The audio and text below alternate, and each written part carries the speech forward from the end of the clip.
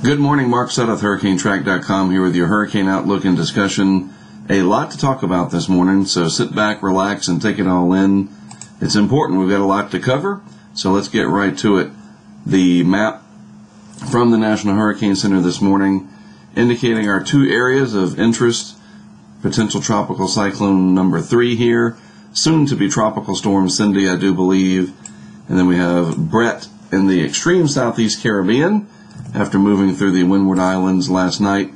Let's click on the track map for Bret first of all and show you the latest on that.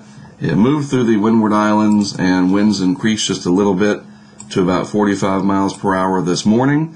And you see that it's moving off to the west-northwest. It slowed down just a little bit to 40, calm down, Mark, 21 miles per hour.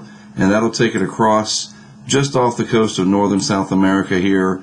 More than likely the center brushing fairly close to Aruba and Bonaire and Curacao, just to the north of the coast of Venezuela. But this should start to weaken.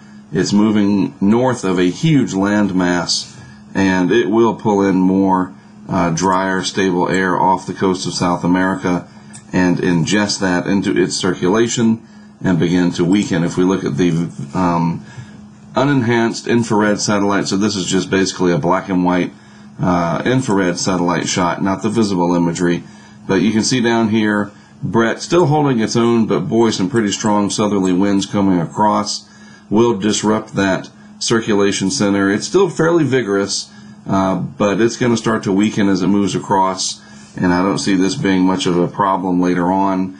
You never say never, but the overall consensus from the global models is for this to eventually just fizzle out through this area. It's just climatology is going to win out at some point, you would think, and this will eventually meet its doom. Maybe bringing some residual moisture to areas in Jamaica. We'll keep an eye on that, and I will address that over the next several days. All right, looking at the visible satellite, because this is far enough to the east that the sun has risen, and so now we can get some visible satellite images of the area. And you can see, still fairly vigorous, but it's starting to lose its organization just a little bit. Some of that inflow coming off the continent here going to do its dirty work and start to disrupt the circulation through here. That being said, some pretty squally conditions as this moves across. But most of the heaviest weather is up to the north up here, and still that's impacting parts of the Windward Islands. However, the good news is that's going to clear out very rapidly today, and as you can see, even from Barbados and points east, clear skies, brisk trades moving across, and so conditions will improve rapidly across the islands of the eastern Caribbean today. Meanwhile, in the Gulf of Mexico, here's our almost tropical storm Cindy. I do believe this will get upgraded later today. Center of circulation rotating around somewhere in here, but this very strong upper level wind pattern blowing across the system is keeping it from rapidly getting its act together. And you can see even in this satellite shot some of those low level clouds turning underneath here trying to wrap in moisture, but it's just getting sheared across. Stronger upper level winds than the thunderstorms can handle, so they're not able to develop over that center of circulation. That being said, let's go back to the National Hurricane Center homepage here and click on the latest advisory for this system. Maximum sustained winds here are 40 miles per hour. Those are going to be mostly contained to areas away from the center over here in these squalls. But this is very close to becoming a tropical storm, and I think again that it'll do so later today. And the official forecast is for this to move towards the Louisiana coastline here. Louisiana and Texas, maybe right at the border areas here, over the next couple of days, possibly in the overnight hours Thursday towards Friday morning. We'll have to see. I think this will shift west a little bit because a lot of the modeling has done so as well, except, well, the GFS hasn't. But the European model and its ensembles, I'm going to show you the Euro operational model in just a moment. But a slight shift to the west, more closer to Texas than Louisiana in terms of the center. But the effects extend well out to the east. You're going to hear that a lot, and don't let it get on your nerves. It's very important to understand and I'm going to point that out to you. I told you this is going to be a lengthy one today on the GFS run in just a little bit. So we've already looked at the different satellite shots here. Let's look at the upper level winds. Now here I can point out to you there's definitely this anticyclonic flow aloft, but the lighter winds are now down here away from the center. The center is up in this southwesterly flow. If this high was expanding to the northwest and it were able to envelop the area like this and get this under much lighter upper level winds, then it could begin to really bundle that energy. We talk about that a lot, that if these cyclones can really ramp up and become more round in appearance instead of sort of amorphic on the cloud shot, then they can bundle pretty quickly. And in the case of the Gulf of Mexico being quite warm, then they can strengthen rather quickly. That is a possibility, but it's remote. This could certainly ramp up to maybe a 50-mile-per-hour tropical storm. You got to remember that intensity forecasting is where the least amount of skill lies within the National Hurricane Center's ability to forecast. And they make no bones about that. Readily admit it year after year. The track forecasting is really good. The intensity forecasting sometimes can be awful. And it's just the way it is. It's hard to understand these dynamics that over 6 to 12 hours, if the wind shear drops, something can ramp up very, very quickly. And that's always the worry for those in emergency planning, evacuation planning, emergency managers, etc., is that something develops in the overnight hours faster than expected, and the public wakes up the next day unprepared. Looking at the vorticity signature, if you've been following along over the last few videos, and if you haven't seen them, go back and watch and check this out. The evolution of this has been really fascinating. I told you it would be, and I haven't let you down. A round shape to the vorticity signature, so the energy and the spin is in place. The low-level spin, this is showing us what the vorticity is at about 5,000 feet in the atmosphere, that low-level spin, and that's right on the money. Now we have to see if the upper-level winds sort of back off instead of coming across the system like this. Will they relent some and allow this to develop quicker and become a more classic-looking tropical system? And like I said, that possibility is certainly there. Also, you notice the vorticity signature of Bret down here. This will begin to weaken with time as this probably continues to strengthen. I mean, look, we're getting into the upper part of the scale, showing that there's more energy concentrating around that low-pressure center, and it's only a matter of time from this point forward. Water temperatures in the Gulf of Mexico, all these green colors, 28 degrees Celsius, and right up against the shelf water areas, even 29 Celsius. That's not so much of a concern. The bottom line is the Gulf is warm enough, and even after this moves through, it will churn up the water. And wait until I show you this like next week. You'll be able to literally see a path that what will be Cindy sort of carves out through here overall, mixing up the Gulf, and then of course it'll rebound quickly as the hurricane season continues to progress. Upper ocean heat content, a fancy way of saying how much high octane energy is there. The Gulf is warm, but how deep does that warm water extend? Well, in the area that we're interested in, basically all along here in terms of the center, there's enough upper ocean heat content. It's not zero, but it's at the bottom third of the scale. We're not seeing up here, for example, over here near the loop current coming out of the Caribbean through the Yucatan Channel, much higher heat content values here than where what will be Cindy is going to track. That being said, there's definitely enough that if the shear relaxes, and especially if it does so unexpectedly, this could intensify quickly. So don't rule that out, that this becomes more of a wind and surge impact issue, because you got to remember the coastline throughout this area, especially over here in Louisiana and Texas and the Mississippi Sound, very shallow and prone to storm surge, especially. And you folks that remember Hurricane Rita and Hurricane Ike, the surge really likes to pile itself up in this northwest corner of the Gulf and along parts of the lower Mississippi and Louisiana coastlines here, Mississippi Sound and Louisiana. Think about those easterly winds now continuously piling up the water. We're looking at the potential for 1 to 3 and maybe more than that feet of inundation. So keep that in mind too if you live along the immediate coastline. So what do the models show? Well, this is from tropicaltidbits.com. Levi Cowan, the proprietor of that website, providing really nice maps from the European public. So these are all available to the public, and he provides them on his site. So I want to show you that. This is the 24-hour forecast from last night's run. The Euro is run twice a day at roughly 8 p.m. Eastern Time and 8 a.m. Eastern Time are the initializations, and it takes several hours for that information to come out to the public. So this is what it shows for tonight. So this would be valid Tuesday night, which is tonight, or 0Z Wednesday. And there's the system down in the Gulf of Mexico here. And this really illustrates nicely the different players. We've got an outline of the ridge here, and this big old thick heat ridge out over the desert southwest, causing those ridiculous temperatures so much that some of the regional jet traffic not going to happen in the Phoenix area because it's too hot. Can't get enough lift. That's amazing. Anyhow, 48 hours out, the European model from last night showing what would be Cindy down here, about a 996 central pressure or so.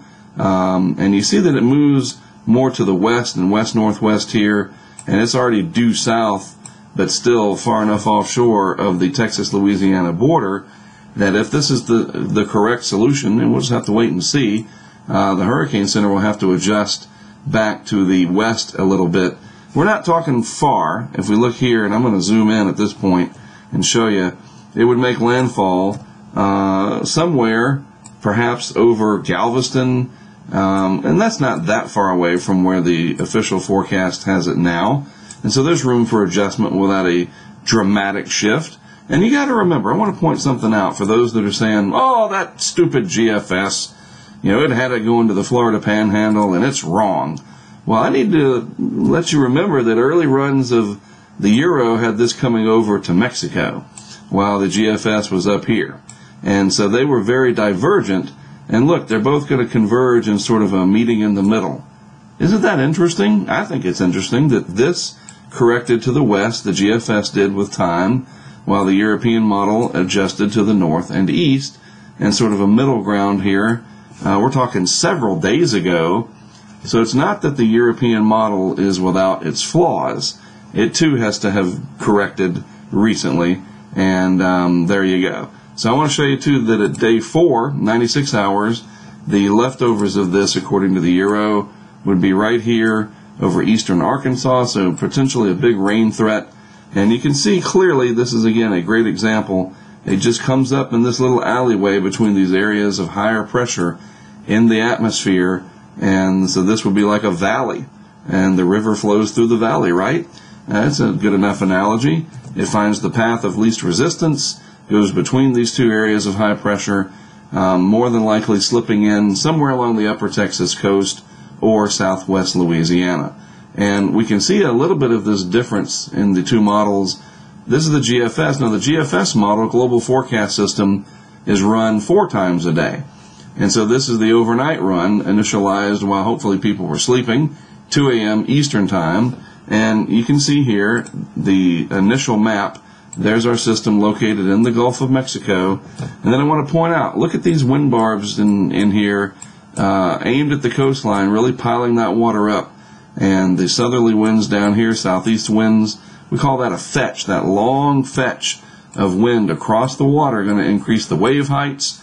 And where is all of that heading? It's all translating to the north up here. And so there's going to be a surge with this, and there will be rip current issues. Those are hazards. Again, don't look at this as, well, it's an ugly looking storm, it doesn't matter. The beach erosion problems, the increase in water. Trust me, people that live right along the coast, they know this is something you need to take seriously. Is it potentially devastating? No, not yet. But if it takes out your boat or floods your house, then it is devastating for you. All right, so off my soapbox for a moment. Let's look at the animation of this. Notice that the wind and rain especially the rain shield, not very classic looking at all. This shows the precipitation pattern, and it seems drier than I would expect, especially considering the rainfall forecasts for some of these areas, and this goes out through the next 72 hours. And you see the landfall with this continuing to be right up here along the southwest Louisiana coast for the center of circulation. You see it right there. But, that continued southerly stream of moisture coming out of the Gulf, goes from east and then switches off to the south. Really going to send some heavy rain bands in across the central Gulf Coast. I'm going to have to drive through that later today. Yay. And then, that's going to pile up some water too. So, this is something that we definitely need to keep an eye on. The possibility that it could strengthen more than forecast as it heads towards the, Texas-Louisiana coastline. And then remember too that most of the weather going to be off to the east of where that center comes in. And that encompasses a good deal of the central Gulf Coast, including the city of New Orleans. So please take it seriously, all right? This is not a joke. It's not being overplayed. This is a large weather system that's going to be disruptive. It's not a hurricane. Hopefully it won't be. But, as I often say, you cannot hope your way out of some of these things, and hope by itself is not a good planning tool. Hey, I want to talk to you about tools real quick, because this is important. You want to know what's going to happen in your area? Well, I wish I could tell you what's going to happen at everybody's address out there, so I'll come as close as I can to it. Go to weather.gov, see it right up there, weather.gov, and you can either enter your zip code here in this box that I'm highlighting there. Let me circle it for you just to be sure. Right there, put your zip code in, and then you will get a return page that would look something like this. And I'm going to click on the map because I don't have all the zip codes down here memorized. So this will take you to your local forecast area. And in this case, out of New Orleans, Baton Rouge, and it's got a nice tropical update map, for example, and you can click on a specific area. Let's get in here, I believe Harrison County, home of Gulfport, Mississippi. And so this would be an example. Let me just type Gulfport, Mississippi in, Gulfport, Mississippi, and you can do that as well if you don't know your zip code. So this would take you to the Gulfport weather page. What are you looking for? This is very important. I'm going to give you a good tidbit here. Speaking of tropical tidbits, that little guy right there, the hurricane local statement. You need to click on that for your area and read it, because it's going to tell you everything you need to know about the watches and warnings, new information highlighted at the top, the situation overview, and then right here, what's going to happen in my area? Hey, they give it to you right there. Potential impacts from flooding rain to surge. And this is important right here, the surge area. It really is. So, you need to read this for your area, because it's going to be different for Mississippi than it will be, for example, for portions of Louisiana and eventually possibly portions of Texas. So anywhere that this tropical storm warning or watch is in effect, you're going to have a hurricane local statement. You find it, weather.gov, put in your zip code or type in your city and state, look for that hurricane local statement.